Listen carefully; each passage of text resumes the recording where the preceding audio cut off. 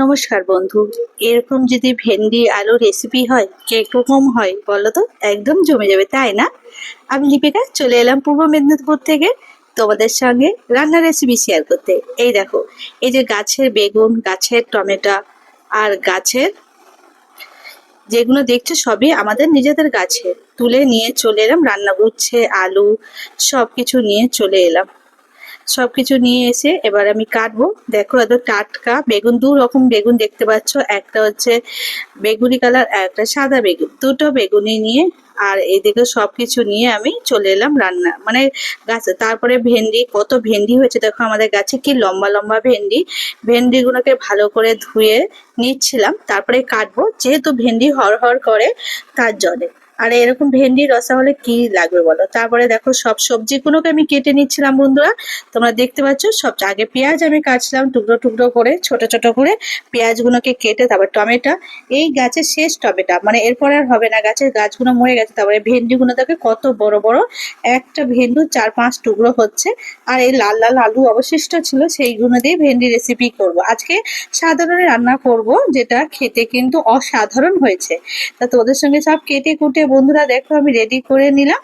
Ready, চলো উনুন সালে যাই। এদিকে আমার ভাত হয়ে গেছে, ওদিকে পাকা। তারপরে সেই কড়াতে আমি সব সেদ্ধ করার পরে সেই কড়াতে আমি তেল দিয়ে দিলাম। ওদিকে দু পাকা তো আমার, একদিকে বন্ধ করে রাখতে হয়, নাহলে হা হা করে আগুন জ্বলে। তারপরে আমি আলুগুলোকে ভেজে নেব। লাল লাল আলু কিন্তু খেতে কিন্তু টেস্ট খুব হয় আমাদের এমনি আলু থেকে।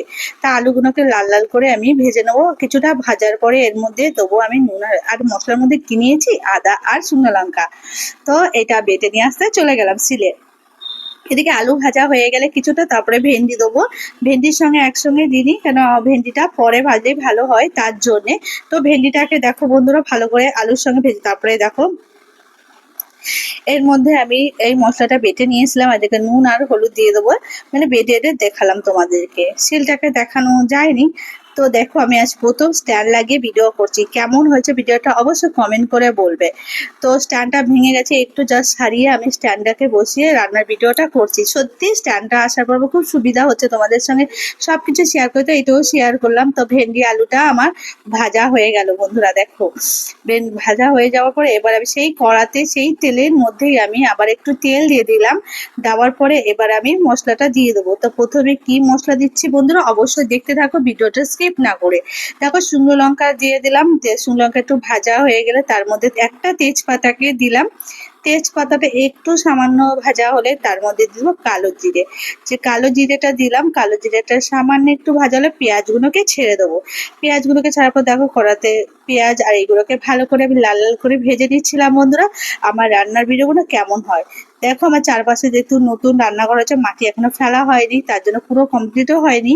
তো মোটামুটি দেখো আমার রান্না টা হয়ে, তোমার টমেটো গুলো, কাঁচা টমেটো, এইটা আমাদের ঘরোয়া টমেটো। এই টমেটোর স্বাদই অন্যরকম হয় বন্ধুরা। দোকানের টমেটো গুলো যতই দিই না কেন তরকারির জন্য স্বাদই আসে না। তো মোটামুটি হয়ে গেল। এদিকে দেখো নুন দিয়ে দিলাম এই টমেটোর মধ্যে।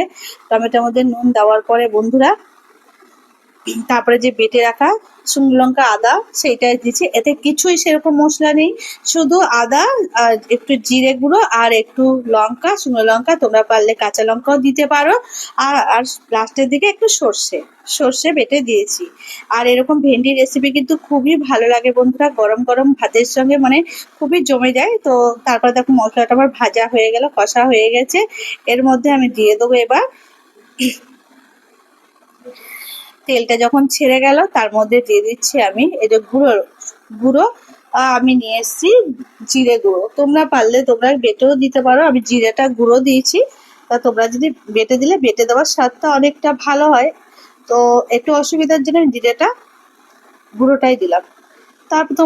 তারপরে দিলাম নুন হলুদ যেটা যাবতীয়, আর তারপরে বাটিটা ধুয়ে যেটা মশলাটা বেটেছি সেটা ধুয়ে দিয়ে ভালো করে মশলাটাকে আমি কষিয়ে নিচ্ছিলাম বন্ধুরা। কষিয়ে নেওয়ার পরে দেখো ভালো করে তেল ছেড়ে গেছে। তারপরে এবার আমি সবজিগুলোকে দিয়ে দেবো। মশলাটাই হচ্ছে মেন, ভালো করে কষালে যে কোনো তরকারি কিন্তু স্বাদ কিন্তু দ্বিগুণ বাড়িয়ে দেয়। আর এদিকে ভেজে রাখা আলু আর ভেন্ডিগুলোকে আমি দিয়ে দিলাম। এখন মোটামুটি আমাদের ভেন্ডি ভালোই হচ্ছে। আর তোমাদের তো দেখালাম বন্ধুরা ভেন্ডিগুলো কত বড় বড় হচ্ছে। যতক্ষণ না বর্ষা আসে ততক্ষণ মোটামুটি ভেন্ডিটা হবে, কারণ বর্ষা হলে আমাদের সেই জায়গাতে ভেন্ডি গাছ লাগানো আছে ডুবে যায়। তো দেখো মোটামুটি হয়ে এসছে ভেন্ডি আলুর ঝোলটা, মানে জলটা দিয়ে দিলাম। জলটা দেওয়ার পরে দেখো বন্ধুরা, আমি এবার এর মধ্যে কি দিয়ে দেবো, এবার ফুটার অপেক্ষায় থাকবো। এবার ফুটে উঠলে এর মধ্যে আমি সর্ষে বাটাটা দিয়ে দেবো। তোমরা কাঁচা লঙ্কাও দিতে পারো পরে একটা, কিন্তু আমি কাঁচা লঙ্কা যেহেতু দিচ্ছি তখন তরকারিটা ফুটে উঠেছে, এর মধ্যে আমি বেটে রাখা সর্ষেটাকে আমি দিয়ে দিলাম। দিয়ে এবার কিছুক্ষণ রেখে তারপরে নামিয়ে নেবো। সর্ষে দিলে তরকারিটা গাঢ়ত্ব বাড়ে আর খেতেও কিন্তু ভালো লাগে। সর্ষে দিয়ে এরকম তোমরা পটল কেউ রান্না করলে ভালো লাগে, অবশ্যই তোদের শেয়ার করব। তো দেখো আমার মোটামুটি হয়ে গেল। আজকে মাছ ছিল অনেক, শুধু পটলের তরকারি, মাছও করেছিলাম, মানে গরই মাছ, আর তার সঙ্গে ডিমের ভুজিয়া করেছি। তো যাই হোক, আজকে আমার এই রেসিপি ছিল। তো আজকে কেমন লাগলো আমার রান্নাটা, সিম্পল রান্না, গ্রামের পদ্ধতিতে, মানে সবজি কেমন হয়েছে অবশ্যই কমেন্ট করে জানিও। যদি ভালো লাগে অবশ্যই লাইক কমেন্ট শেয়ার করতে ভুলো না বন্ধুরা। আবার চলে আসবো তোমাদের সঙ্গে অন্য কোনো রান্নার রেসিপি নিয়ে। ততক্ষণের জন্য টাটা, বাই বাই। সবাই ভালো থেকো, সুন্দর থেকো, সুস্থ থেকো।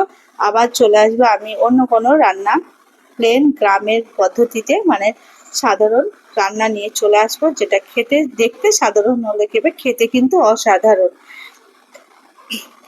তো দেখো আমি নামিয়ে নিলাম আর হয়ে গেছে। তারপরে দেখো সবজিটা কেমন হয়েছে, কালারটা দেখো বন্ধুরা, আর মাখা মাখা ঝোল। তুমি এর সঙ্গে চিংড়ি মাছও দিতে পারো। আমি তো পুরো এরকম করলাম, যেটা বলা যায় দারুণ খাবার, সর্ষে একটা মাখা মাখা সবজি। তো কেমন হয়েছে রেসিপিটা অবশ্যই কমেন্ট করে জানিও। তো বাই বাই বন্ধুরা, আবার দেখাবে নেক্সট ভিডিওতে। সবাই সুস্থ থেকো, ভালো থেকো।